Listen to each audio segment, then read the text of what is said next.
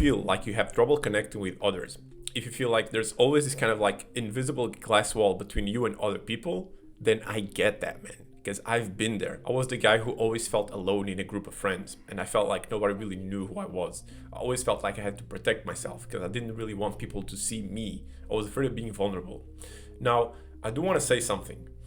If you've never taken action to solve this, if you've never tried, some kind of dating advice YouTube channels, or if you've never really tried to read about these problems, then you should probably start by doing that. You should probably start by taking concrete steps in action towards solving your problems, because what I'm going to tell you here can be used for coping and can be used for keeping you stuck. So I would suggest that, like me, first you start taking action and you start trying to solve your problems in the physical. And only when you get this illusion that you realize that, yeah, maybe you can get some results, but you have to put a lot of effort, or the results aren't really the results that you want to get, just the ones you can get, then you can come back to this video. Why does this happen? Why is it that despite putting all this effort, your results are still kind of mediocre-ish, are still not at the level that you wish?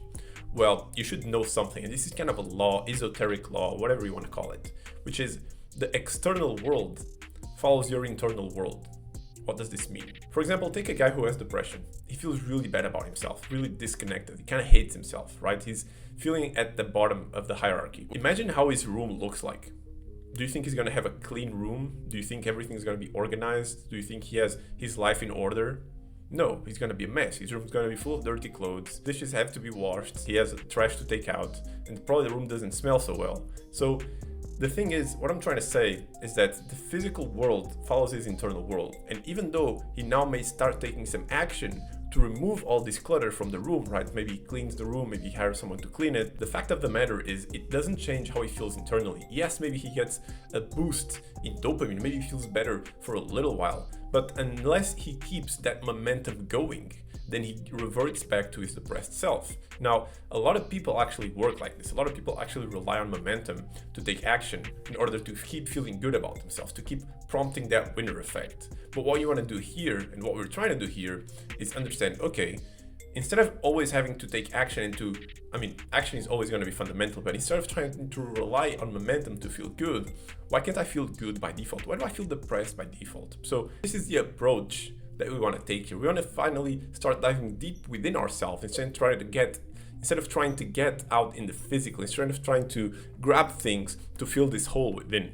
We want to fill this hole ourselves. So how do we start doing this? Well, I'm no guru, okay? I'm no enlightened guy, no expert guy. I'm just following the advice of some really world's best mentors. And so I'm going to relay that to you because I'm in this process with you, okay? I'm not at the top of the mountain of this, okay? The first thing that I learned is so important is to understand how do you actually feel. And most of the times you want to tell yourself, oh no, I feel good, I feel great. But actually take time for this. Take like 15, 20 minutes, because this is what I do, okay? And just sit with yourself and ask, okay, how do I actually feel? How do I feel about myself? And if you take all stimulation out, if you don't have your phone, if you don't play music, anything, you'll start to feel kind of antsy. At least for me, what I used to feel was that I felt like this kind of gooey, dark sensation within me, kind of like in my stomach, and I just want to be away from that. I don't want to feel that, And so I would constantly distract myself. And so maybe you have something similar. I don't know you personally. We can talk more if you want. You can book a free call in the description, but I always felt like this gooey sensation I just wanted to pull away from who I was by default. And this was running every action that I took. In fact, I can question how much proactive will I had in all my actions. How much proactivity was there in actually meeting more women? How much proactivity was there in making more money? Because all of those actions were motivated by running away from this internal sensation.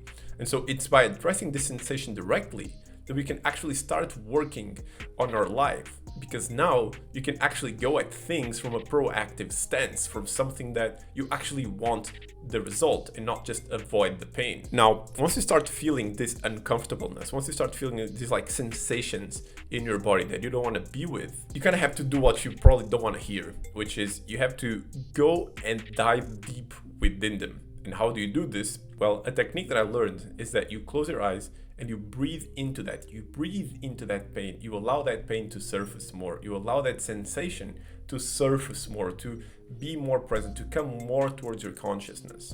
And this may feel a bit uncomfortable, so you kind of have to train yourself to be okay with feeling the pain. Are you with me? Do you understand what I mean? Good.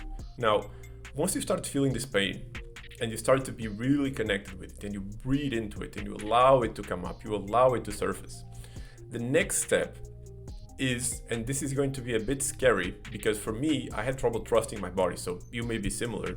Now, the next step is to think of this as kind of like a software update. And this is a very nerdy example, I know, but I think you understand what I mean, right? You think about this as this kind of update on your self-image. And this is going to feel scary because you've been using the self-image to have an idea of who you are and what you deserve. So it'll be scary to let go of that. But you have to trust your body here. You have to understand that this pressure that you feel, like this sensation that you don't want to feel, but it's like still there, it's somehow a pressure of your body to evolve, to update itself. When your body wants to have this software update, you have to allow it to update.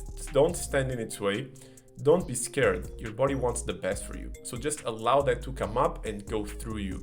And once you do that, you'll feel more at peace. You'll feel more grounded. And you'll start to be able, as I said before, to have a proactive will instead of having to react to these sensations in your body. Because you start to connect more with you. You start to integrate parts of yourself that you previously disowned. And I can make another video about how trauma is originated and whatnot, but I wanted to give a practical advice here. Now, I understand this is a very treacherous path, right? Like there's a lot of nuances and things that can go wrong during this meditation. So if you want, you can book a call with me and I can kind of guide you through what are the things that I learned and things that you should avoid and how you should feel, because I think that could help you a lot. And it's completely for free, by the way. So if you like this kind of content and you want to help this channel grow, also give me some likes, some comments, have fun with it, and subscribe if you want to see more of it, of course. And thanks for watching, and I'll see you in the next video.